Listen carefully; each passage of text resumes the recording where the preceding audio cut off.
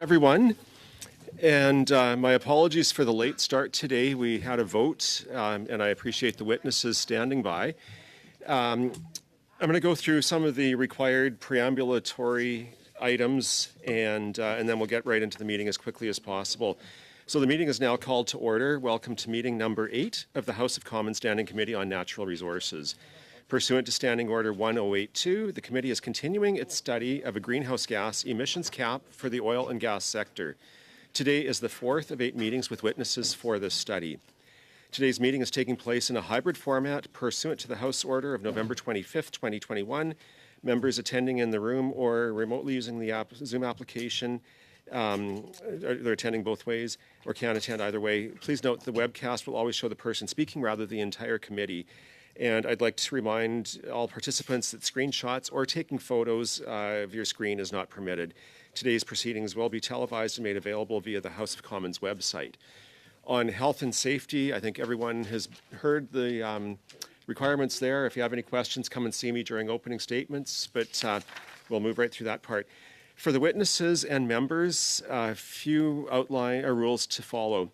Interpretation services are available for those joining us online. You have the choice at the bottom of your screen of using either Floor, English, or French. Members and witnesses may speak in the official language of their choice.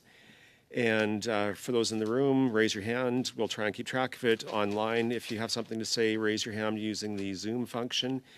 Wait until I recognize you by name before speaking. And on Zoom, please unmute yourself. Within the room, the team here will look after you. When you're not speaking, your mic should be on mute, and all comments by members and witnesses should be addressed through the chair. So we're today doing a study of a greenhouse gas emissions cap for the oil and gas sector, and we have a few witnesses. So as individuals, we have Angela Carter, Associate Professor, University of Waterloo, Bruno Detunk, retired Professor, École Polytechnique de Montréal. We have from the Alberta Federation of Labour, Gil McGowan, President. From First Nations Major Projects Coalition, Chief Charlene Gale, Chair of the Board of Directors, and I believe Charlene needs to leave at 5 o'clock today, but Mark Podlasley, Director Economic Policy, will be able to be here for the duration of the meeting. Regrettably, from the National Coalition of Chiefs, Dale Swampy, we were not able to get his technology at his home working today. We tried several times, but we are working to find an alternate location for him to participate in the future, and we will endeavor, do our best to have him at a future panel. And then we have from Student Energy, Meredith Adler, Executive Director. Although we have a late start, we have lost one of our witnesses and another needs to leave at 5 o'clock.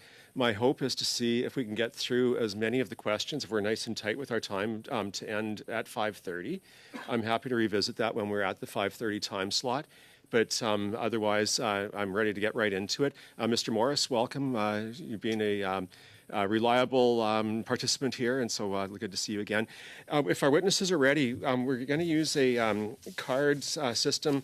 Yellow card means 30 seconds left. Red card is time is up, and when you can't see the card anymore, please wrap up your thoughts and stop talking, because we have lots to cover today and lots of discussions. So with that, let's go first of all to Ms. Carter, and I will give you 5 minutes. All right, excellent. Thank you, Mr. Chair and members of the committee for the invitation. I'm speaking to you from the province of Newfoundland and Labrador. I'm on the island of Newfoundland, which is the unceded traditional territory of the Beothuk and Mi'kmaq people. My province has become heavily economically dependent on oil production over the last 20 years, and this was after a tremendous upheaval from the collapse of the cod fishery. And today, of course, as you know, we face great economic distress. So I want to give you a sense of my perspective before we get in, because I think perspectives matter for the information that's coming forward. I'm from a working class family, and all the men in my immediate family have worked directly in oil as tradespeople in Alberta and Newfoundland and Labrador. Today, I'm a university researcher, and that means I've got the privilege of choosing my research areas freely and independently. I'm not paid to deliver a particular message, but rather to conduct research based on evidence. So regarding the Prime Minister's promise to cap oil and gas emissions today and ensure that they decrease tomorrow to reach that net zero by 50, I've just got 2 points to make. The first is on structuring that cap and cut. This is urgently important. As the Intergovernmental Panel on Climate Change signaled this summer, the intensifying climate crisis is a code red for humanity. humans' emissions are causing all of the things that we've grown to find really distressing: heat waves, droughts, wildfires, floods, extreme storms, and so on. This is just a pre-show because emissions and temperature continue to rise. But the key point is that the vast majority of emissions causing the climate crisis are from oil and gas and coal. In fact, that was the responsibility from that sector for 86% of global emissions over the last decade. So that climate fossil fuel problem is really clear here in Canada. As you've heard, the oil and gas sector is the largest and fastest growing source of emissions in the country. It is outpacing ambitious efforts to reduce emissions in other sectors. It's the primary reason why we haven't hit one of our climate targets in 30 years. So the cap is one way to ensure the oil and gas sector does its part, but to be effective and credible, it's got to start soon, so 2023. We need to cap emissions at 2019 level, then ratchet them down every year, ideally faster in those first years to front load. At a minimum, to meet the federal government's targets, that 45% reduction from 2005 levels, that signals about an 88 megaton cap by 2030. But more should be expected from the oil and gas sector, given the sector's outsized contribution to emissions, and also given that Canada is expected to strengthen its climate commitments over time. And so the Climate Action Network Canada's analysis gives us more of a much lower cap by 2030, so about 64 megatons. This cap has to be hard, not based on emissions intensity, but on absolute emissions, and has to cover all of them, from fugitive emissions, production, upgrading, refining, orphan wells, the whole cycle, with enforcement that's significant enough to deter non-compliance and without financial support or subsidies. Importantly, and I look forward actually to hearing what Mr. McGowan has to say about this, it has to be integrated within just transition policies that ensure that oil-dependent workers and communities, in particular Indigenous communities, don't experience hardship because of the cap. So my second point is, though, an extension of the cap, and that it's about skating to where that climate policy puck is going. More is needed than a cap on emissions because it doesn't address the elephant in the room, which is production. The global community has a carbon budget to keep within that 1.5 degree warming limit, and that translates into fossil fuel production limits. And by updated analysis, to have just a half chance, just a 50% chance of keeping warming to 1.5 degrees, global oil and gas production has to decline about 4% a year every year until 2050. And so based on that International Energy Agency Net Zero by 2050 report, which just came out recently, this means that there can be further exploration and no expansion of production of fossil fuels. So this reality is reshaping global climate policy. And we're seeing this now in rising national bans on fossil fuel extraction, the Fossil Fuel Non-Proliferation Treaty, and the Beyond Oil and Gas Alliance, which Quebec is a joining signatory of. And yet the Canada Energy Regulator is anticipating increasing production. And so Canada is going in the wrong direction at full speed. And this is a climate problem, but it's also a missed opportunity for workers and communities who would gain from a low carbon transition or be put at risk by not implementing that transition.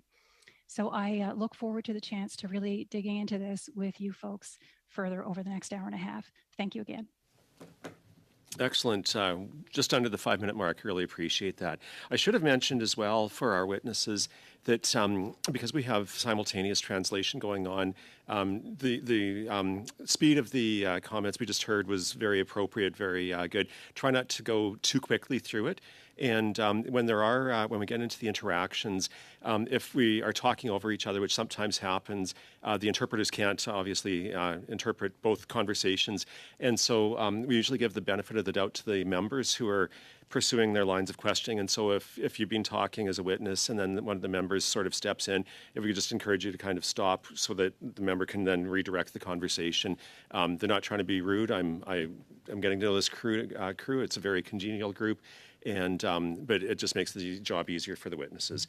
We're going to go now to Mr. Detunk, and over to you for 5 minutes.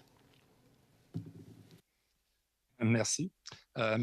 Thank you, ladies and gentlemen. Thank you for the invitation to have a dialogue between citizens and elected officials on a critical issue for the future. 2 highlights. If the largest sector in terms of emissions does not do its part, it will be impossible to reach the carbon neutrality target. Renewable energy pathways, energy efficiency in all sectors, and energy sobriety are the way forward for a sustainable future. The global situation. Since 1990, climate change has accelerated. Emissions have not stopped growing, and the concentration of atmospheric CO2 has risen from 350 ppm in 1990 to 420 ppm today. This increase is largely due to the use of fossil fuels. The planet Earth has biophysical limits, and it is essential to know and respect them. A global and long-term vision is necessary. Many people use the International Energy Agency's report from last year as a reference to argue that certain scenarios would allow for the production of even more hydrocarbons. But it should be noted that the IEA is not a climate specialist. And on the other hand, choosing a scenario that suits short-term economic interests is looking at the sky with a microscope. A serious analysis must be based on the IPCC's 2019 interim report and on the first part of the IPCC's sixth report published last August. Here I remind you of three key findings. Human influence is the primary cause of climate warming. The current trajectory of emissions is leading us towards a probable temperature increase of about 2.6 degrees. Reducing GHG emissions is a critical imperative. The Canadian situation. Greenhouse gas emissions in Canada in 2019 were 730 megatons of CO2 equivalent, an increase of over 21% since 1990. In 2019, the oil and gas sector emitted 191 megatons, or 26% of total emissions. It is the largest emissions sector in the country. It's an increase of about 87% between 1990 and 2019. The increase in the report entitled Canada's 2021 Nationally Determined Contribution under the Paris Agreement, the country must reduce its emissions by 40 to 45% below the 2005 level by 2030. In the Canada Energy Regulators report published last year, it says on page 12, crude oil production will peak at 5.8 million barrels per day in 2032. From that point on, production gradually declines to 4.8 million barrels per day by 2050. This is a similar path for natural gas production. But on page 4 of the report, it states that despite the large reduction in greenhouse gas emissions expected by 2050, achieving net zero emissions will require more profound changes than those envisioned in this scenario. Canada's oil and gas production exports penalize all of humanity. Responsibility is not a matter of geography, but of behavior. It is therefore essential to quickly cap hydrocarbon production and to impose a planned decrease so that all actors can agree on a scenario that is consistent with climate realities. In this way, Indigenous communities, workers, companies, and the various levels of government will be able to adjust to an inevitable evolution. There are only 28 years left before 2050. An important criterion to consider for any energy project development is the evaluation of the energy return on investment, the AROI. Producing hydrogen from natural gas or oil sands and sequestering CO2 underground is an energy aberration. It is also an economic one. The primary goal is to continue to extract hydrocarbons until the end of the reserves. So burying CO2 is a false solution similar to burying nuclear waste. It is to consider the subsoil as a garbage can that future generations will have to deal with. Thank you. For those opening comments. Mr. McGowan, we'll now go to you for your 5 minutes. The floor is yours. Thanks, Mr. Chair and members of the committee. You've asked me to weigh in on the subject of an emissions cap for Canada's oil and gas sector. And I'm not here to dissuade anyone from acting on this commitment, but rather to urge you to proceed carefully, to make sure you consult with workers in the sector, and to communicate clearly with those workers throughout the process. Some may find it surprising that a labor leader from Alberta is not automatically opposed to an emissions cap on oil and gas. Well, you shouldn't be. And I say that for two reasons. First, Alberta workers, including a majority of workers in the oil and gas sector, accept both the science of climate change and the need for policies to reduce emissions. Climate change is real, it's serious, and Canada needs to do its part. Second, we here in Alberta have experience with emissions caps, and that experience tells us that they can actually be helpful to the oil and gas industry. This may seem a little counterintuitive, so let me elaborate. In 2015, when the previous Alberta government introduced its climate leadership plan, it included a 100 megaton cap emissions from the oil sands. Lots of people know about this, but what you may not know is that Canada's major oil sands producers actually asked for the cap, and CNRL asked for it to be added. Why would they do such a thing? Because they could see the writing on the wall. Even at that time, 8 years ago, global investors were starting to feel leery about fossil fuels. Canadian oil sands companies were worried about becoming global investment pariahs. So they embraced the policies contained in the climate leadership plan, including carbon pricing, output-based allocations, and the emissions cap, as a way to show investors that Canada was taking climate change seriously. And it worked. The cap and other policies produced concrete incentives for companies to reduce their per barrel emissions. In turn, this gave investors more confidence, and now the industry has made a commitment to be net zero by 2050. Emissions caps and other related policies are not some sinister plot to shut down Canada's oil and gas industry. Done well and carefully, they are simply reasonable, even necessary policies to help the industry adapt to changing circumstances. But to be honest, from the perspective of Alberta workers, an emissions cap is not even close. Biggest issue is the unfolding global energy transition itself. Contrary to the spin coming from certain politicians and pundits. Sorry, Mr. McGowan, I'm going to jump in for a second. Your audio is cutting out a little bit. I wonder if you can just shut off your video for now, just to save some bandwidth, and see if that helps stabilize the audio feed for us. Okay, I'll do that. Great, thank you. Sorry to interrupt you there mid-sentence. Mr. Chair? Yes. I was just going to ask if you could pick up from not, because there was not, and then there was a blank where I missed the not. Right. So yeah, if you could go back maybe a sentence or two from where I cut you off, and I've stopped the clock, so you still have the time we've lost here. Okay. Are you ready to go? Thanks very much. Yeah, thank you. I am. Please proceed. Yeah.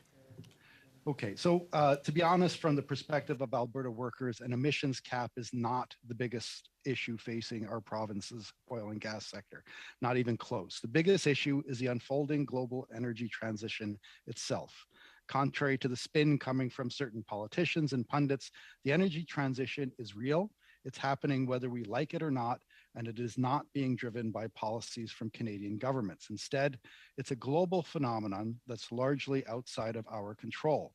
We could ignore or deny it and end up with regional economies that look like the American Midwest Rust Belt after ill-advised trade deals sent hundreds of thousands of good manufacturing jobs overseas, or we could acknowledge that the transition is real and put plans in place to support affected workers through it and pivot towards the economic opportunities that the transition creates.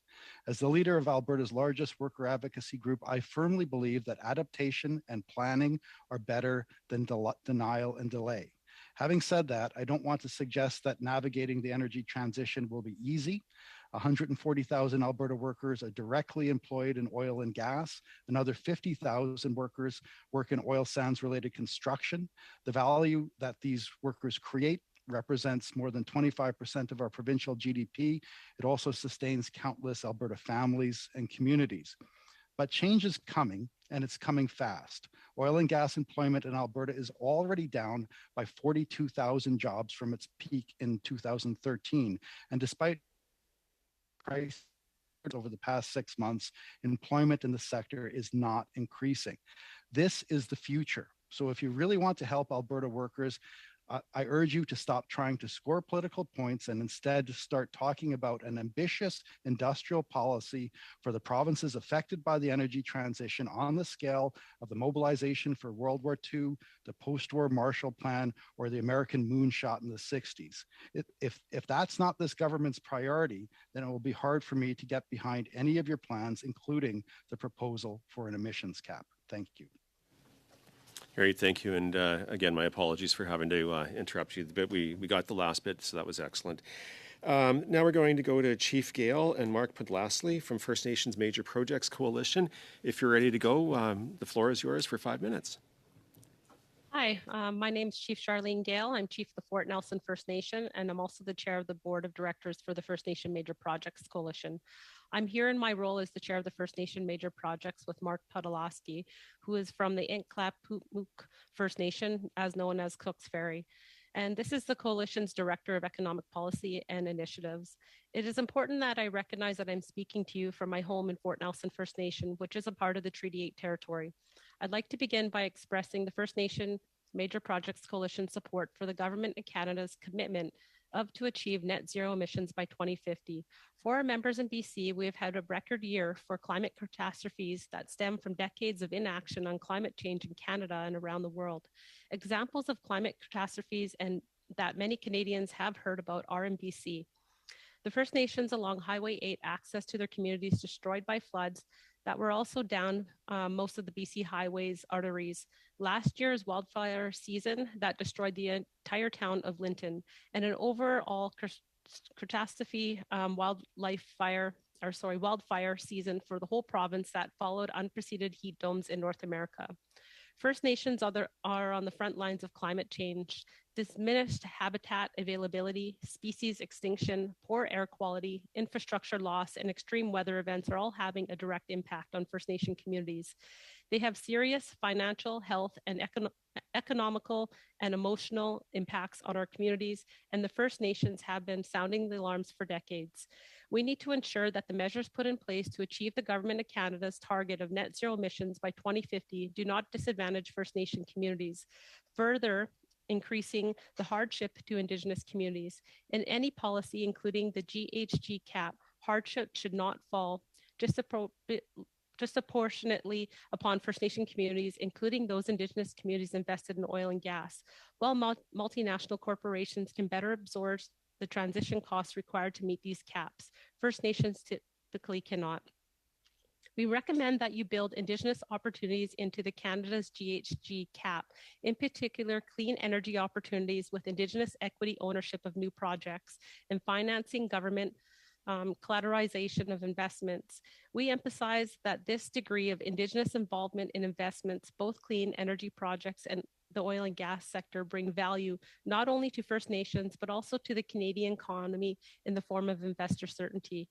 The Tudeka geothermal clean energy project in my own community, the Fort Nelson First Nation, is an excellent example of the clean energy investment that has enabled transitioning away from fossil fuel-driven electrical generation, Indigenous equity ownership, local Indigenous jobs for those previously in the oil and gas sector, Indigenous board management level decision making, and also repurposing an old oil and gas well site to develop this geothermal project. All 5 of these aspects should be the center of a Canadian net zero policy, including the GHG cap. We should all remember that the Canadian Net Zero Emissions Accountability Act requires a recognition of rights approach, implementation in accordance with the Declaration of Rights of Indigenous People, as well as consideration of Indigenous knowledge when setting greenhouse gas emission targets. We recommend that the same approach be taken to your committee study of the establishment of a cap on oil and gas sector emissions. It should include similar requirements. Finally, we emphasize the value of capacity development to support First Nations to participate effectively in the transition to clean energy opportunities as part of the development of an emissions cap. For an example, what this may look like, I would welcome your committee members and others to attend the upcoming First Nation Major Projects Coalition Conference towards Net Zero by 2050 in Vancouver, April 25th and 26th. This is an online, in-person, and hybrid event, which will feature provincial and federal ministers, senators, corporate sector, and the Indigenous sector thought leaders to discuss the most cutting-edge aspects of Indigenous ownership in net zero projects. Masicho, hi. Thank you. Excellent. Thank you for your opening comments. And last for opening statements, I'll go to Ms. Adler. You go over to you, and you have 5 minutes. Great. Thank you for inviting me to be here today. I'm honored to be joining you from the unceded territory of the Squamish people in British Columbia. Student Energy was founded in Calgary, Alberta in 2009, precisely because young people in Canada wanted to determine how they could be part of creating a sustainable energy system that no longer contributed to climate change or inequities that we see around the world. Pardon, Monsieur le Président. Excuse me, Mr. Chair, we have a bit of an issue. I don't think I'm hearing the interpretation. Second, Ms. Adler, we'll just make sure Pas de souci, l'interprète me dit que ça va repartir. The interpretation said it will be okay. Her microphone was off. Okay. If you can start from the beginning, I'll reset the clock. Apparently your microphone was off. Or the interpreter. Oh, sorry, the interpreter's microphone was off. So if you could restart, that would be appreciated. Okay, great. I'll start again. Thank you for inviting me to be here today. I'm honored to be joining you from the unceded territory of the Squamish people in British Columbia. Student Energy was founded in Calgary, Alberta in 2009, precisely because young people in Canada wanted to determine how they could be part of creating a sustainable energy system that no longer contributed to climate change or inequities we see in the world. Our founders were not alone, and today we represent over 50,000 youth in 120 countries. In Canada, we have 10 chapters, 30 fellows, and a membership of thousands in every province and territory. And we're also pleased to be the host organization of the 7 Gen Council, a group of Indigenous youth from First Nations, Métis, and Inuit communities across Canada that are working to empower their peers to lead in our energy future. I firmly believe that the greatest stakeholders in the actions Canada takes to curb its emissions are young Canadians. In 2050, my peers and I will still be working full-time jobs, raising children, and shaping Canada's economy. For us, a strong cap on oil and gas emissions is essential. If Canada does not act, it is our immediate future that is at stake. We will be left with the economic burdens of climate change and the stranded assets that do not serve us or our communities in the economy of the future. Overwhelmingly, young Canadians want their country and political leaders like yourselves to take swift action to decarbonize. In 2021, Student Energy conducted our Global Youth Energy Outlook, a first of its kind research report that surveyed over 42,000 young people across 123 countries to assemble a robust data set on what young people want from the future of our energy system. The results were overwhelming. Over 80% of young people globally want their country to have a decarbonization target, and 92% of them want to see their country achieve net zero by 2050 or earlier. Young people are willing to work to make this a reality, with the vast majority seeking careers in sustainable energy and 82% stating that they would vote for a political candidate based on sustainable energy policy. In Canada, there are often questions about if, as a smaller country, we should act. This data shows us that the answer is a clear yes. Canada has the opportunity to lead, and we can see clearly that this cohesive voice of the next generation will reward this leadership at a global level. Within our research, we did also pay special attention to Canada through surveying young people ages 18 to 30, hosting regional dialogues on the transition for heavy industry, the innovation landscape, and energy access in remote and Indigenous communities. Canadian young people show even stronger support for the energy transition, 82% of whom are advocating for decarbonization, and 97% of them want us to reach a zero carbon energy system by 2050. Young Canadians have identified the lack of political willpower and not having appropriate policies and regulations in place as the biggest barrier to achieving this energy future. A strong cap on greenhouse gas emissions for the oil and gas sector is the first step to demonstrating this type of political leadership that Canada's future voters, workers, and consumers require. A cap on emissions creates clarity for industry, workers, and impacted communities. Without that transparent and clear plan, it will be hard for everyone to have certainty about their future. We already see that young people are turning away from careers in oil and gas, with enrollment in petroleum engineering at the University of Calgary being so low that the university had to suspend the program, and high numbers of people currently in the industry reporting that they're actively looking to pivot careers to other sectors. Canadians are smart. They know that climate change will be and already is impacting them in their careers. At the same time, the skills and knowledge within Canada's existing oil and gas industry can provide us with great advantages and we can leverage to build a cohesive energy transition together. From a training perspective, there's a huge opportunity to be innovative and support young people to develop careers that are aligned with a zero carbon energy system. Canada is primed to foster the next generation of entrepreneurs that will be required to lead this energy future. We can work together to prepare our young people for these incredible opportunities, but it is up to you to provide the political certainty required to enable that investment in their talent and potential. Young people want their country and leaders to make decisions based on strong values that center equity, Indigenous rights, and opportunities for future generations to thrive. A just transition needs to be a priority for all Canadians, and it has to start with strong political leadership. This policy cannot have loopholes. Rather, it must show you, our political leaders, believe in Canada's ingenuity and the potential of our people, our country, and our next generation to rise to meet this opportunity to be a global leader together. Thank you for having me here today and for working to include young people on these crucial matters that will shape our future. Excellent. Thank you for your opening comments, and to each of the witnesses for your statements. The first round of questions, we have one representative from each party who will have 6 minutes. And first up, we have Mr. Melillo. Over to you for your 6 minutes. Thank you very much, Mr. Chair, and I'd like to thank all of the witnesses for joining us today to talk about this important issue. I'd like to start with Chief Gale. I know you're a bit pressed for time, so I hope we can get some comments from you before you go. I appreciated your opening remarks. I'm just wondering if you could provide a bit more information specifically on the Coastal GasLink project. I know your organization has supported a partnership of 12 First Nations in their efforts to purchase equity in the project, and I'm just wondering if you could share some information on how valuable that is for First Nations. Okay, with that question, I think it would probably be best to refer it to Mark Pedalowski, who's worked directly with our communities. Thank you for the question, and thank you, Chief Gale.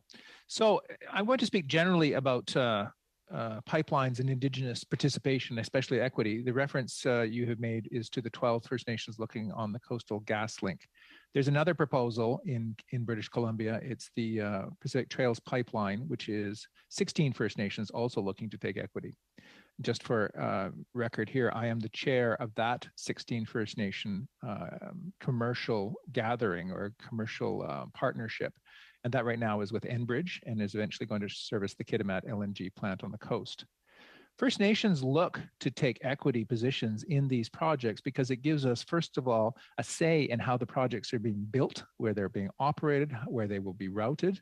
And then second, for a revenue stream, because many First Nations in the country, particularly those of us who are in remote areas or places where we don't have easy access to urban facilities or urban employment options, require a revenue stream to fund self-determination priorities. There is never enough money from Ottawa to fund things like language rehabilitation, sometimes for healthcare issues. There's certainly not enough money at times to pursue a lot of the,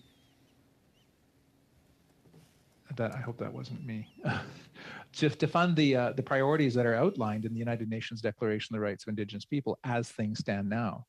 So I just ask for clarity on your question there. Is the question about whether First Nations want equity in pipelines, or is it that they're looking to secure something else? Well, I was just curious to get some thoughts on the benefits of the project specifically, but I'm going to actually shift to a different topic now because I do have limited time, and I would like to go back to Chief Gale if I can. And Chief, I come from Kenora, a region in northwestern Ontario, which encompasses treaties 3, 5, and 9. And although there's definitely not a lot of oil and gas in my region, I think a lot of the chiefs and a lot of people in my region are interested in how this process plays out, especially from the consultation perspective, considering that the government is moving to align itself with the United Nations Declaration on the Rights of Indigenous People. I'm just wondering, plainly, if you believe that the government should require the consent of Indigenous communities across the country before moving forward with a proposed emissions cap. Yeah, I definitely believe that they should be. I mean, Indigenous people, have been here for thousands of years, and we have been left behind for decades. And, I think it's really important as we change policy that we're heavily involved in making those decisions because they impact our territories. As we move into the future, we know that with the renewable energy market, you're going to have more access to the mining material as you transition to lithium batteries and all those things. And those resources are on the traditional lands of our territories. So we do need to be involved in any decisions and any policy change moving forward in any of those discussions. So I think, yes, you do need us involved. Thank you. I appreciate that. And I think this last question will probably take me to the end of my time. I'll come back to you again, Chief Gale. I think there's often, I think, some different interpretations, I suppose, of what consultation means and what it looks like. Do you have any thoughts for our committee on how we should propose to do that in the best way and ensure that it's as inclusive as possible? Yes, I also believe that, true partnership when, people are coming to invest in our territories, true partnership is partnership with the Indigenous communities that are affected. I think that's the truest form of consent, showing that, you want to work with our communities. And I just wanted to open up the floor to Mark if you had a comment on that. Consultation and consent. Consent is required under UNDRIP legislation. So First Nations will have to give that consent. And Chief Gale is right. Those resources for net zero futures are on our territories and on our reserves. We will need to be consulted and consent be granted. Okay, I do have a bit more time. I'll go back to you, Mr. Podasly. Do you have thoughts? Again, I appreciate your comments on the fact that the consent is needed. Do you have, I guess, a bit more specific suggestions, recommendations for us on how the government will best move forward on having that consent and gaining that consent? The purest form of consent is an equity ownership in a project. It makes the First Nations a proponent of the project. That is the purest form of consent. And for recommendations, you have to make capital available to First Nations at a reasonable cost, because that's the biggest barrier for First Nations who want to be part of major projects. Thank you, Mr. Chair. Excellent. Thank you. Right on the 6-minute mark. We're going to go now to Ms. Jones, and you'll have 6 minutes. Thank you very much, Mr. Chair, and thank you to all the witnesses. I think it was great testimony today, and I wish we had more time to ask questions, but I'm going to try and get at least 3 questions in. So I'm going to start with you first, Ms. Carter. I'm a member of Parliament in Newfoundland and Labrador. I'm coming to you today from Labrador, the unceded lands of the Innu and the Inuit of Labrador. My first question, of course, coming from a province that is an oil producing province who's had a tremendous dependency on this. As you talked about your own family and the workers. Obviously, what we're proposing and what we need to do to protect the climate, to protect the planet is going to be heavy lifting for everyone. And it's going to require all of us making significant changes, no doubt.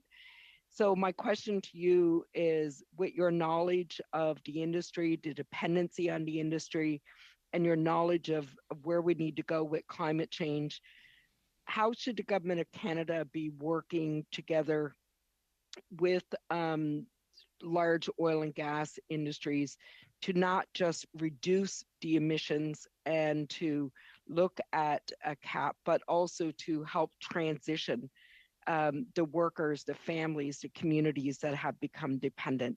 How do you see us walking that line and being able to accomplish that goal? What needs to happen?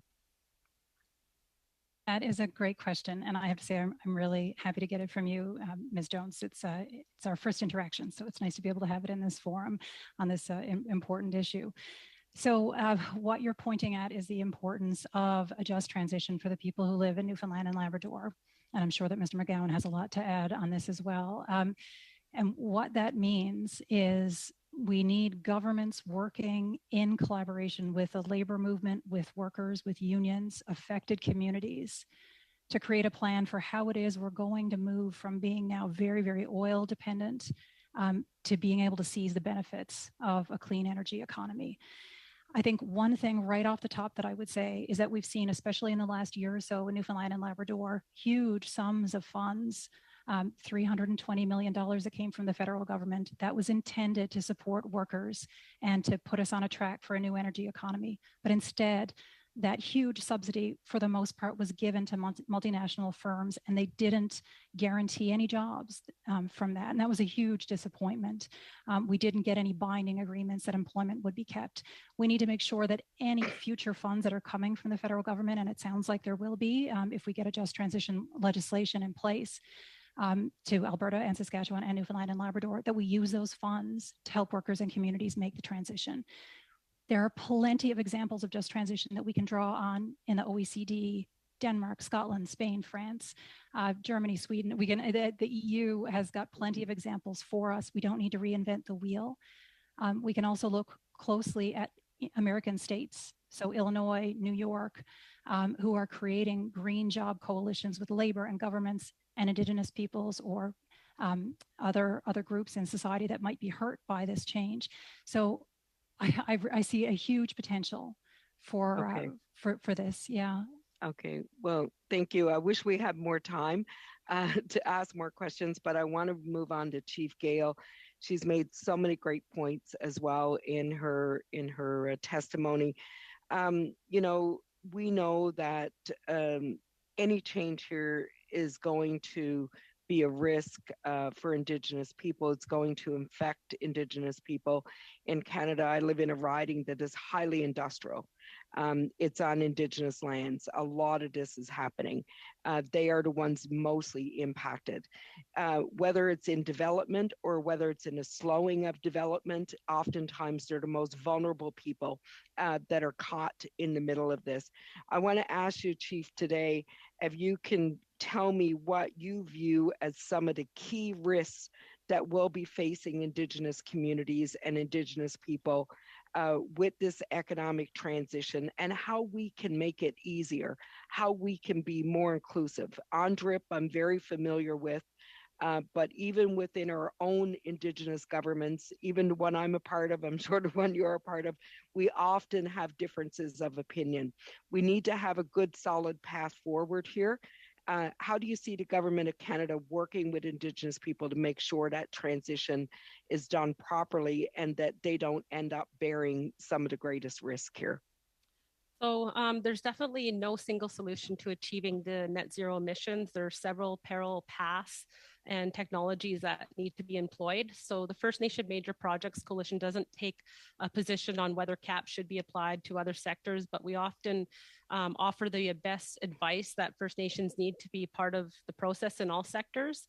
And I just think that the impact will yet to be seen, you know, how this all works. But I think the overall need is for First Nations to be involved in anything that affects our basic recognition of rights, partnerships, and the need for First Nations participation in the economy and to have benefits of the transition to a net zero economy. I know that you know, when we move forward on these kind of decisions, we do them carefully. And as a person who's from Fort Nelson First Nations, we always make decisions on the land from our and the guidance from our elders. So there's a lot to consider, and each community is very unique, and especially in each province with different you know, regulations and whatnot. So I hope that answers your question. And we're out of time there, Ms. Jones, unfortunately. The 6 minutes goes quickly. Mr. Simard, over to you for your 6 minutes. Merci beaucoup. Thank you very much, Mr. Chair. Hello, Mr. Dedunk. I'm pleased to put a face to the name. I've read many of your articles. I'd like to hear your perspective. Earlier, you spoke about the return on investment for energy.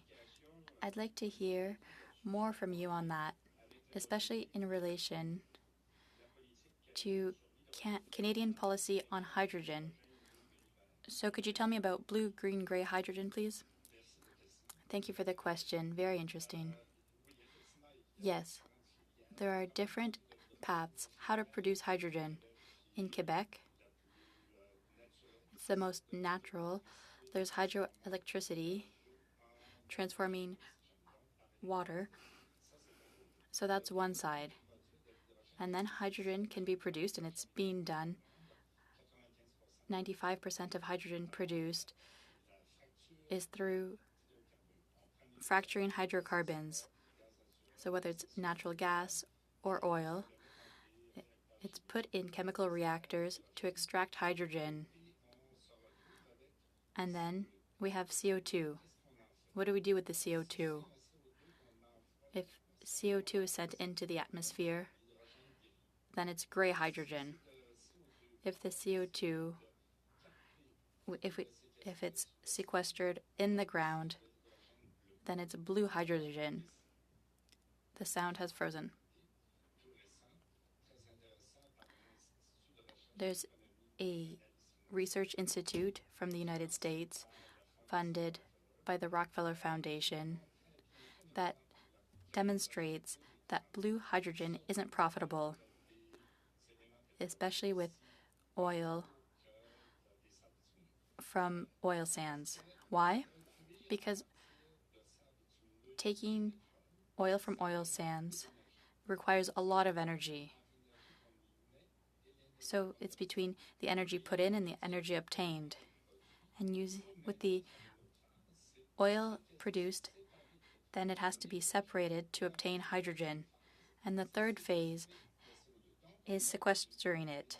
And so there's an energy loss at every level. And that means that the energy return on investment, the ROI, is very low. So is it necessary to do it then? And in addition, there are recent studies demonstrating that currently there's very little work being done to ensure there's no long-term risk to putting CO2 in the ground. So CO2 isn't neutral.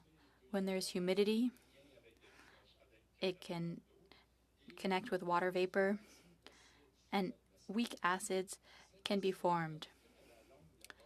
And that can have an impact on the spaces where it's sequestered and have an impact on the water table. So we have no information on what will happen in the long term. So the energy return on investment, well, it would require a complete overview of the process, and it hasn't been done, and that's very unfortunate. So in Canadian policy, I don't want to put words in your mouth, but this idea of the energy return on investment isn't taken into consideration. Not at all. Okay. You're an interesting witness because you're answering questions before I ask them. But I want to talk about strategies for carbon capture. There are two major projects underway in Alberta, projects that will cost $2.5 billion. 57% of that amount, of the $2.5 billion, comes from the government of Alberta and the federal government. So I hesitate because it seems that it's taxpayers that are taking on the risk in this situation. I'd like to hear your perspective. These carbon capture strategies, do they have an opportunity to become profitable one day, economically and environmentally? Economically, I wouldn't want to take a stand. I would refer to the report I mentioned from the Economic and Financial Institute. So they would say, no, it won't be profitable. Scientifically, the other possibility, the other criterion, is what is the amount of energy necessary to do that work? Where would it be buried? There's very little work done. I've been researching this for 3 or 4 years, and 85% of all the articles produced are done by people who are funded by the oil sector to increase oil production. So it's not to be able to say whether there are any risks to put CO2 in the ground. So we have non-assessed risks. You said in your opening remarks that it's like looking at the sky with a microscope. Perhaps I'll take another analogy. Would I be mistaken in saying that the technical knowledge we have on carbon sequestering is like the information we had on cigarettes and cancer in the 1970s? So it's hard to find neutral information on this topic. Yes, exactly. All right. Thank you. I apologize. Mr. Angus, over to you for your 6 minutes, please.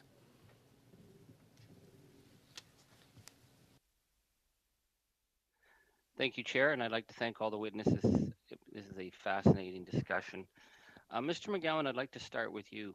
Would it be fair to say that the transition that we've been talking about for so long, that it's actually already happening? Without a doubt. And if you took a look at the fossil fuel industry in Alberta as a whole, we've already seen the phase out of coal-fired power, which is something that I was intimately involved in as president of the Federation of Labor. I was also co-chair of something called the Coal Transition Coalition, which was a coalition of unions representing people who worked in the coal-fired power sector, both the plants and the coal mines. And we negotiated together. We negotiated the first sector-wide just transition package for workers who lost their jobs as a result of that change. So that was thousands of jobs already lost. And as I mentioned in my opening remarks, the number of people working in Alberta's oil and gas sector has already dropped from a peak of about 182,000 directly employed in 2013 to about we lost about 42,000 jobs since then. So it's happening already as a result of the move away from fossil fuels, the reluctance for big investors to put money into it, and then also there's the question of automation. Right. And automation, I think, is a big issue because we've seen 17% loss up to 2019. We're expecting more losses, and as companies retool, we're looking to automation. I guess what I want to bring this to focus, I mean, I've lived unjust transitions. I was in one of the last shifts underground at Elliott Lake before we lost 4,000 uranium jobs. And I've never seen a good transition. I've said it's U-Hauls leaving in the middle of the night. It's economic disaster usually. What I find really flummoxing about the situation in the West is we have such an opportunity to make the investments now to make change. I'm looking at the report from last December from Calgary Economic Development in Global Edmonton that says there's a $61 billion opportunity for Alberta and 171,000 clean tech jobs. But that will necessitate major changes. First of all, what the province is actually investing in, a major increase. But what would it mean at the federal level so that instead of having the usual heartbreak stories of people having to leave and shut down, that we're actually starting this transition now? I don't see that federal presence in a big enough way. What do we need to do to make this happen? Well, I think the first thing that we have to do is make a commitment to the concept of just transition, which Ms. Carter has already alluded to. And when people talk about just transition, I think some people have different ideas of what it actually is. Some people talk about just transition as adjustment policies for workers who lose their jobs in the affected industries. Some other people talk about just transition in terms of future economic transformation. And I just want to make it clear from our perspective in the Alberta labor movement, when we talk about just transition, we're talking about both of those things. Mm-hmm. Right. They're related. So, in the near term, we need policies for workers who are facing the loss of their jobs. That means, training for younger workers, pension bridging for older workers, relocation allowances. These are the kind of things that we actually negotiated with the previous Alberta government as part of the Just Transition package for affected workers in the coal-fired power industry. So there are lessons to be learned there. But then there's the bigger question of economic transformation that can generate economic opportunity for people who are displaced, but also for people who are not even in the industry, just grow the economy. For that latter, part of just transition, I'll be blunt. We need to put money on the table. And in my initial remarks, I talked about, like if our governments at the provincial and federal level are serious about dealing with energy transformation and providing just transition for workers and regions, we have to think big in the order of the Marshall Plan, the mobilization for World War II, the Apollo moonshots. That means governments have to put a lot of money on the table. What I'm concerned about is that money will be put on the table, but it might be for the wrong things. So right. The oil industry, for example, has asked for $75 billion from the federal government for carbon capture and sequestration. I think we should model that and see where would the money be better spent on helping sequester carbon or to actually build a transition towards a greener economy. I think Canadians deserve to know that before our governments start signing checks. I think that's really, really important. And I want to say that from our perspective, the New Democratic Party, we don't get to a clean energy future without Alberta. We have the potential, we have the skill, but it is going to take a national vision. And I mean, we hear about carbon capture and how many billions that we're going to keep subsidizing when we actually may be able to shift that money into much better use with putting more people to work. So how important is it to have the workers at the table in this discussion? Yeah, you can't have a just transition without workers. And I would suggest a dedicated new transfer from the federal government to provinces that are energy provinces, like mostly Alberta, but also Saskatchewan and Newfoundland. We're the ones who are going to make the biggest sacrifices in the transition to a greener economy, and the federal government and other Canadians have to support us through that transition. And that's why, I have recommended a dedicated just transition transfer in addition to other transfers from the federal government to affected provinces. So I know my time's up, but can you send us notes on anything you have on how you guys see the just transition so we can look at it in our study? Yeah, for sure. And on that, I'll ask any of the witnesses if you have additional information. We can take up to an additional 10 pages in briefing material, so feel free to send that in to us based on the conversations that we have today. We're going to go to our next round, and Ms. Goodridge, welcome today. I forgot to mention you in my opening comments. You have 5 minutes, and it's over to you. Thank you so much, and thank you to all of our panelists for their remarks today. I'm very proud to be the Member of Parliament for Fort McMurray Cold Lake. And Mr. Padlowski, I really want to thank you and Chief Gale for your remarks. And I was just wondering, I know in my region in northern Alberta, we have seen a lot of economic reconciliation taking place. And I was just wondering if you've heard at all about the AIOC, the Alberta Indigenous Operations Consortium, and wondering if you've heard anything about that and if you have any thoughts on that. Yes, and I'll be speaking. It's Mark Podlosky. Chief Gale had to leave. Yes, the AIOC, Alberta Indigenous Opportunities Corporation, is an organization that makes capital available to Indigenous organizations at an effective cost to become owners and help become more integrated into the energy economics in Alberta. There's a similar program in Ontario. It's the Ontario Aboriginal Loan Guarantee Program. It's the same thing. It allows Indigenous people access to competitively priced capital. So do you think that's a good idea?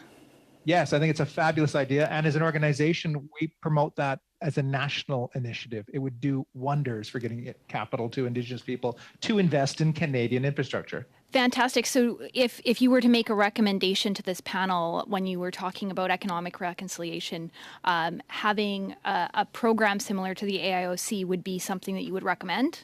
Yes, wholeheartedly.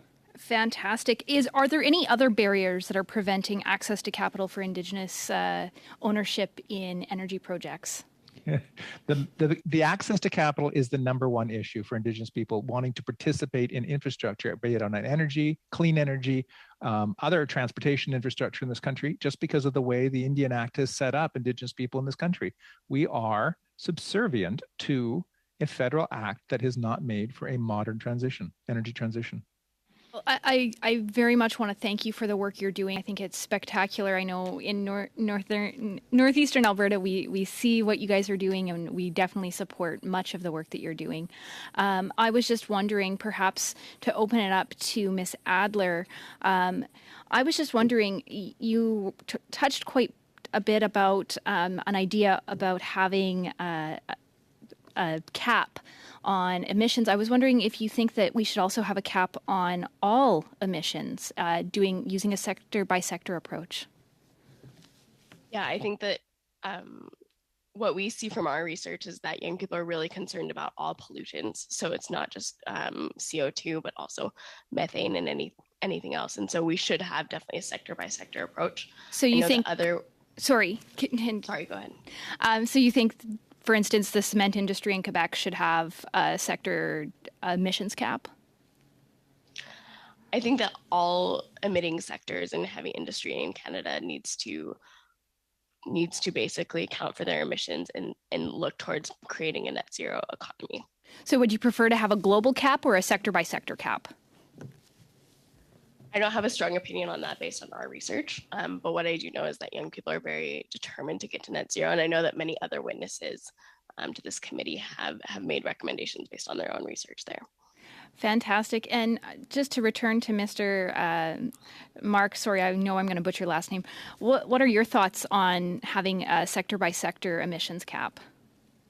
Coalition doesn't take an approach to whether it should be sector by sector. We do know that there are some sectors that emit quite a bit, but we are very focused on ensuring that Indigenous people are not harmed in the shift that will happen to those industries as they move towards a carbon restrained future.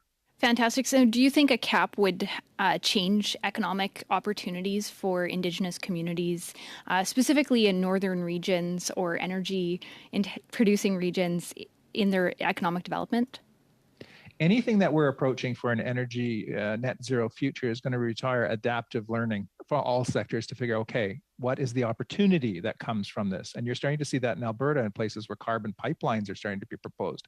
You're starting to see alternative energy solutions, sequestration technologies. It's not just one thing, it's many things. So from an Indigenous perspective, as long as Indigenous people are included in the same opportunities that other Canadians have, it's a great thing. Wonderful. And do you know if there's any legal work that's been done on whether the federal government has authority to impose an emissions cap on First Nations lands? We have not done research about that, and it's not something that we have explored extensively. Okay, thank you so much. Thank you. Mr. Shahal, it's over to you now for your 5 minutes. Thank you, Chair, and I want to also thank all the witnesses for your testimony today. I'm going to start off with Mr. McGowan. You talked a lot about the importance of the just transition. From your experience, what do you think the role of the federal government should be in this just transition? But what's the role of the province, in your case, in my case, the province of Alberta, and municipalities? Well, we feel strongly that it needs to be a shared responsibility, especially when we're talking about setting national goals for emissions reduction. If the federal government is introducing legislation that will have an impact on our jobs and our communities in Alberta, then they have a responsibility to help us deal with the fallout.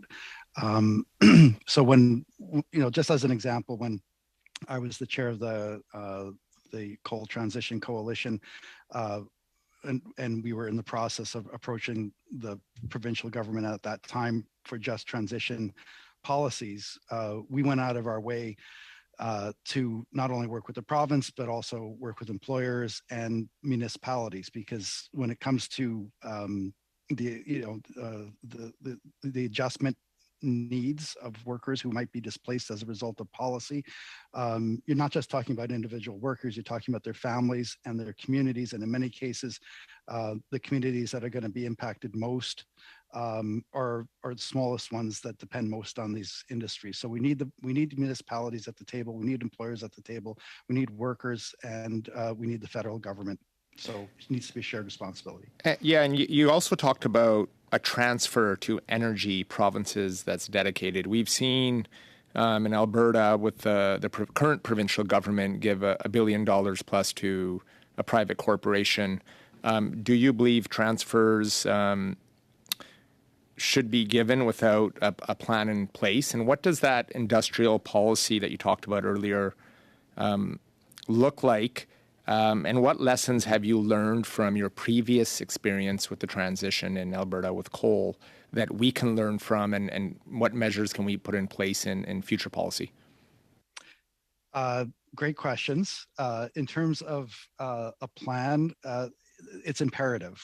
Like I talked about the distinction between just transition for worker adjustment and just transition for economic transformation.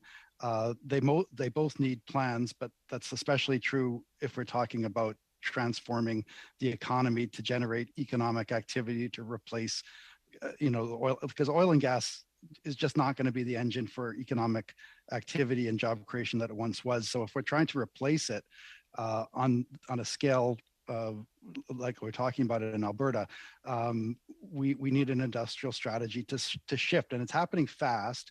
You can't rely on the market to sort it out because, as I said at the outset, I'm afraid that without government direction, without a plan from the top, where government sets the direction in cooperation with workers and employers, you're going to end up with a situation like they have in the American Midwest, where manufacturing collapsed and nothing came in to replace it. That's what we're trying to avoid in Alberta. So we need a vision, we need a plan that has to be facilitated at both the provincial and federal level. But in order to make this huge shift in a province like Alberta, it would be a very huge shift, and do it as quickly, because like this is happening very quickly. We need money too, and so that's why we're talking about a very significant new stream of funding coming from the federal government in the form of a just transition transfer. In terms of lessons from what, and I know it's limited time, so I'll say one. Okay, so there was money coming from the province for just transition in Alberta, but there was a pot of money for employers to keep the lights on in the transition to natural gas from coal, but there was a pot for workers and communities. That pot of money that went to the big power companies was given without any strings attached, and there was a huge missed opportunity to get things to support workers and communities in the transition by basically requiring from the employer to help with the transition. And so if money's going to flow, it needs to be attached to a plan, and there has to be strings attached that will facilitate a successful transition both for workers. Do you believe that natural gas has a role to play in the transition as we move forward to a cleaner future? The short answer is yes. Natural gas is a fossil fuel, but it is less emissions intensive. There is a role to play, for example, of using natural gas as a feedstock for petrochemicals, and that could be part of the transition. But I think the focus should be on what I call safe bet transition technologies, things that are already invented, things like solar, wind, batteries, EVs, methane reduction. This is a proven technology that's low-hanging fruit, and could if we pile into that instead of more expensive, longer term, unproven technologies, even like carbon capture and sequestration, it would be a better use of investment. Okay, yeah, we need to stop there. We're now going to go to Ms. Simard, who will have 2.5 minutes. Merci. Thank you, Mr. Chair. Perhaps a question for Mr. Detunk again, and Ms. Carter may want to complement. I'll give you some numbers. I don't know if you know, but during COVID, the federal government invested $30.9 billion to support the oil and gas sector. According to Oil Change International, $14 billion a year go to the sector through EDC, and they did some calculations trying to look at all the subsidies to fossil fuels, and they said it was $78 million for 2018. Minister Guilbeault said he would put an end to inefficient subsidies to the oil and gas sector by 2023. And when you talked about the energy return on investment, I thought if we put an end to inefficient subsidies, we need efficient subsidies. Carbon capture, is that an efficient strategy? Blue hydrogen, would that be an efficient investment by the government? According to my research, blue hydrogen is not something we can count on. We would need green hydrogen. Western Canada has a lot of potential for wind and solar, and with that renewable energy can produce hydrogen that can be used locally in Canada or exported. That would be the most promising pathway. For the energy return on investment, producing hydrogen from methane or from the oil sands gives a very low return on investment. But if we look at wind energy, it's a rate of return of 70%. So you put in 1 kilowatt to obtain 70 kilowatts produced. So it's a much better return. So we need to focus on those pathways. Excuse me, Mr. Detunk, I'd like to hear Ms. Carter's perspective. I'm sorry. Thank you very much for that question. I just wanted to say a couple of things about CCS because this, I think, is urgent and it's important. I was one of the professors, academics, who drafted that letter that was signed by 400 scientists and academics and presented to Minister Freeland, expressing concern about new funds, a new tax break for CCS. And the reason why we wrote that letter and drew attention to it is because we're concerned that CCS is mostly being used actually to increase oil production. 80% of captured carbon is used for enhanced oil recovery. So it's about being injected into underground oil reserves to boost up that production. So we need to see what CCS really is. It's mostly about boosting oil production. It's not about a climate solution. And as I think you've well pointed out, these projects are extremely costly for the public. And given where we are in the climate crisis, we need all of those funds now for the transition, for the things that Mr. McGowan is pointing towards, proven cost-effective solutions that we know of right now, renewable energy, electrification, energy efficiency. CCS is a diversion. Quickly.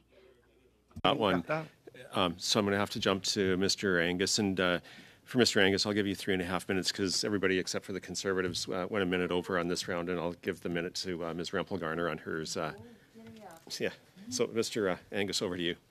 Well, thank you, Chair. I'm such a shy person. I'm so glad that you're stepping up for my interests here. Ms. Adler, I am really, really thrilled that you're here because when we talk about these issues, you know, we get the industry guys and we get people who have economic interests, but it's your planet, it's your future that we're gambling with. When I talk to my daughter, upper Gen Z, there's a real anger because they see that our generation is failing in not just a fundamental way, in a deeply existential way. This is about we are gambling with your future. It's a generational divide we've never dealt with before. So I'd like to just ask you, you know, as year in, year out, government makes promises, year in, year out, Canada fails in these promises. There has been no decrease at all, and we're hurtling past 1.5 degrees. We're not even close to meeting it. What is the stress? I want to talk about it at a personal level, the stress that it puts on your generation when you contemplate a future that is being so badly mishandled by our generation. Thank you for that question. You know, the stress on our generation is very, very palpable. I think many people, you know, in my age range are are severely questioning if they will ever have children, for instance, if that is a safe or wise decision given our potential climate future. And I think, that is something that breaks my heart and is but it is a really real thing for us to have to consider. And I think that's why we need this level of policy certainty. And also that's why young Canadians are really calling for more cohesion. They're not as interested in fighting or other pieces like that. They really want to see a clear policy direction that allows us to actually plan our futures, because at this point, things are very up in the air, and a lot of that has to go with what's the trajectory for our economy, but also what's the trajectory for our climate, and wanting to see Canada really be a leader on what does it look like to establish a climate safe future there. Thank you so much for that. I mean, I don't think the Natural Resources Committee has ever discussed having children before. And I'm glad you raised it, because I was reluctant as an older white guy to raise it. But I hear this all the time from young people who tell me they are not willing to bring children into a world that is in such peril as the years are ticking down literally before us. And yet we have people who come before our committee and talk about increasing oil production by 1 million barrels a day. Our national regulators talking about it, they're promoting it. How important is it that young people are at the table discussing what your future is going to be, so that we actually bring some common sense to this discussion? I mean, I think it's crucial that we're leveraging youth engagement, because it is both their future, and also these are the people who are going to implement all of the plans that are made. And so I'm happy to see actually that I was invited here. I think this is the first time Student Energy has been invited. But there's so much more we can do, and it's great to see the establishment of youth councils by many MPs as well as ministers. But there's a lot that we can do to more constructively integrate the youth voice, and especially the voice of Indigenous young people who are really looking to lead on this conversation. And many of the things that the First Nations Major Projects Coalition was talking about are the types of projects that they want to be leading in their communities as well. Thank you so much. Great, thanks. And now we're going to go to Ms. Rempel-Garner, who would normally have 5 minutes. We got a bit away on the last round. I'll give you 6, but if you want to give your last minute to Ms. Goodridge, because she didn't get hers, that's your choice. It's so complicated. Yeah, well, you know what? Chair. Just trying to be fair here. But an important topic. I'll address some questions to Mr. McGowan. Mr. McGowan, at present, you're aware that the Alberta government, well, the former Alberta government, put in place a cap on emissions of 100 megatons. Do you think that this is sufficient, and the framework that was put in place under the former Alberta NDP government should be carried over into federal policy?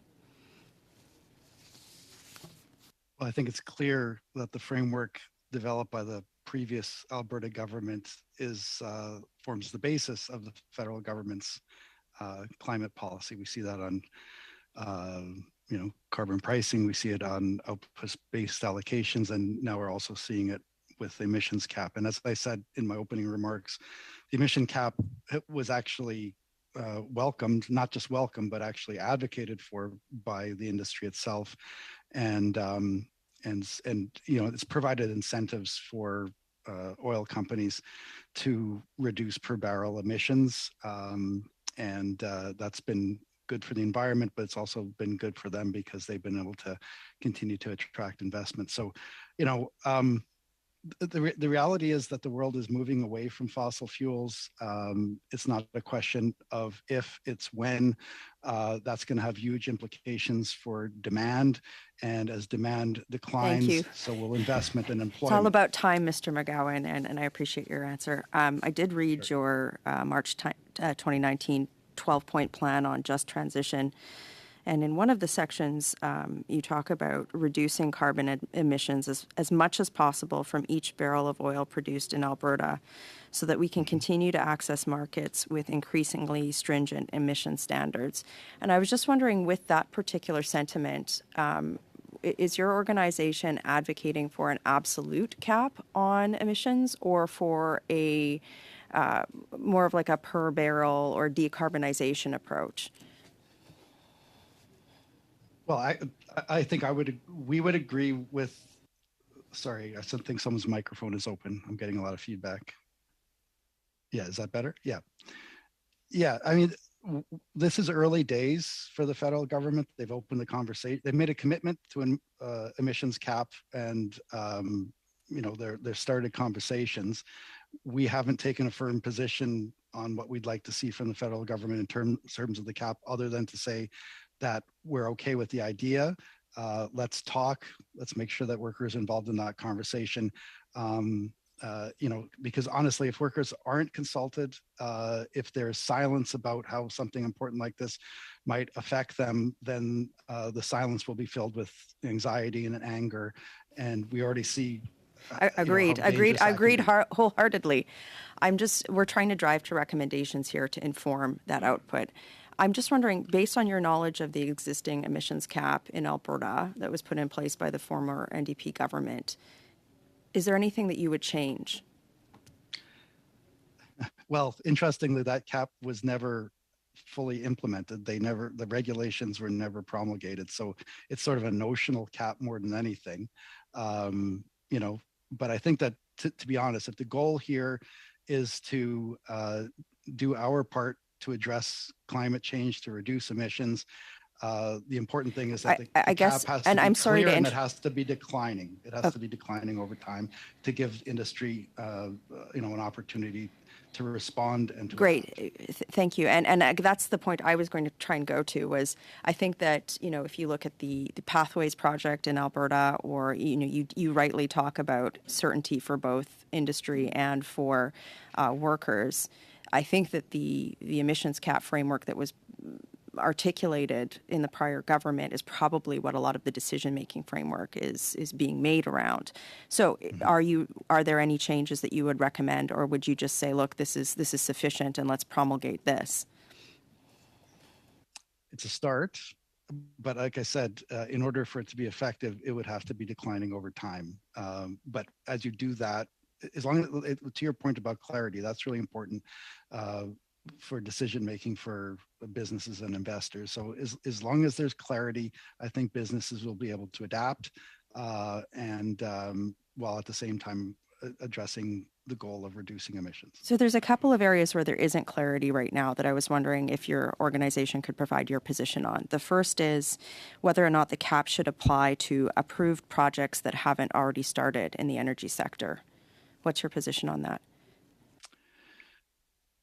We haven't discussed that particular question. One thing I would say is that speculate or a big concern for us is refining, right? So the Alberta cap does not apply to the refining industry. My guess is that the federal government will want to extend it to cover refining as well. So just actually on that point, with the time that I have remaining, would you support a recommendation, would your organization support a recommendation that if the federal government is going to entertain a cap on the oil and gas sector, that concurrently there should be caps placed on every other major emitting sector in the country so that we can have a more cohesive carbon emission strategy? Yeah, the short answer is yes. I couldn't, in good faith, say anything else. I mean, every industry has to do its part. Thank you. Thank you, Mr. McGowan. Thank you. Thanks. Now we're going to go to Ms. Lapointe, who will have 5 minutes. Thank you. Ms. Adler, in one of your responses to my committee colleague, Mr. Angus, you talked about wanting to see Canada as a leader and the requirement for clear policy direction. Could you share with us, in your opinion, what would be the top key elements to that clarity in policy direction? Definitely. I think one of the top key elements is definitely moving quickly on the creation of a cap around the oil and gas sector, but then also looking at other sectors that are heavy emitters and creating plans and potentially caps for those sectors as well. I think another key piece is basically not to be afraid to take a leadership position globally, like we've seen at COP26, around what it will take to meet our nationally determined contribution that we've committed to through the Paris Agreement. And I think finally, we have a lot of questions about, whose oil resources are the best in the world, but ultimately we know, as has been pointed out, oil production has to decline. And so leadership really looks like not trying to be the last barrel standing, but trying to be an economy that shows how we can cohesively transition in partnership with Indigenous communities, other underserved communities in Canada, and show that we can work together across the country to be one of the success stories of the transition.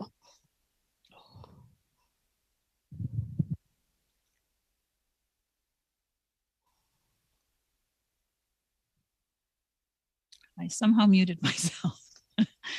So earlier this week, when this committee met, we heard from Maren Smith, who's the executive director at Clean Energy Canada, and she at our committee meeting, she stated that the battery is going to be like the central part of the new energy system.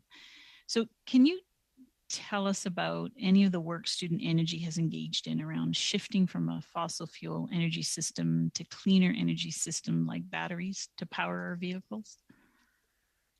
So the majority of our work happens at a global level. And so what we've looked at is what the intent is of young people. And really that is going towards a net zero future.